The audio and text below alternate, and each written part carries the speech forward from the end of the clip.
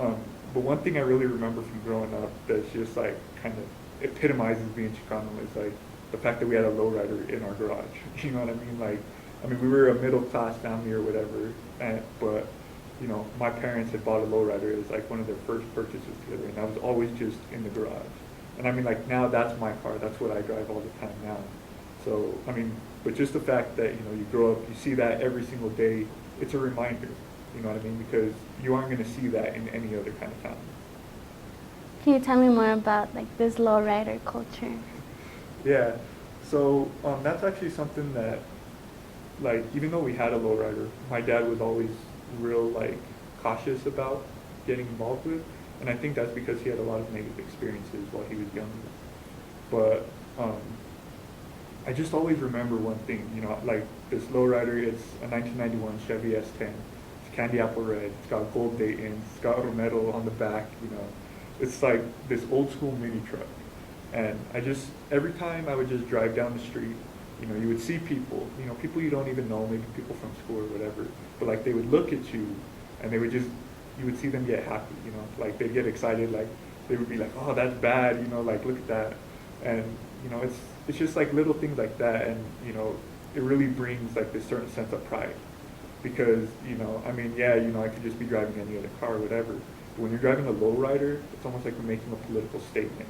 You know what I mean? You're saying like, I'm here. This is who I am. This is my culture. This is my people, and I'm refusing to let that go away.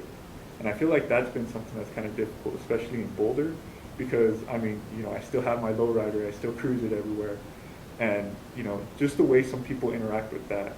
You know, like you have a lot of people who do that. You know, a lot of the Latinos and a lot of the people who've grown up kind of seeing that type of stuff. Even the Anglo students, you know, they'll be like, oh, you know, that's bad. That's cool. But you know, when it comes to like the police, that's a completely different issue. Can you tell me about that?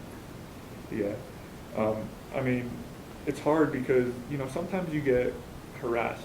I mean, I know I do all the time. You know, being in Boulder, looking the way I do, driving the type of car I do, I get harassed all the time. An example of that actually just happened like 2 days ago. I was driving with one of my friends. He's this black dude, and you know we were both in my car. And I mean, granted, one of my headlights was out, so you know the cop did have a reason to pull me over. But I saw him behind me, so I was like, okay, this cop's gonna pull me over.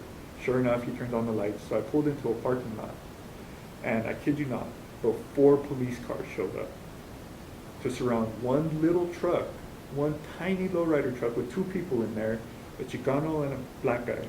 But they had 4 police show up, and they were just harassing us, asking us where we were going, what we were up to. They asked me why I was dressed up at the time. Like I was dressed up because I had a presentation at work or something. And they were like, well, why are you dressed up? And they were just harassing us, asking us if we had any weapons, illegal substances, like why are you so nervous?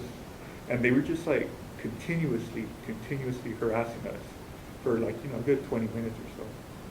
Then they ended up leaving and it was funny, the cop asked me after he took all my stuff and ran it, came back, he gave me my stuff, he's like, just tell me, why are you guys so nervous? I was like, well, you know, this happens all the time.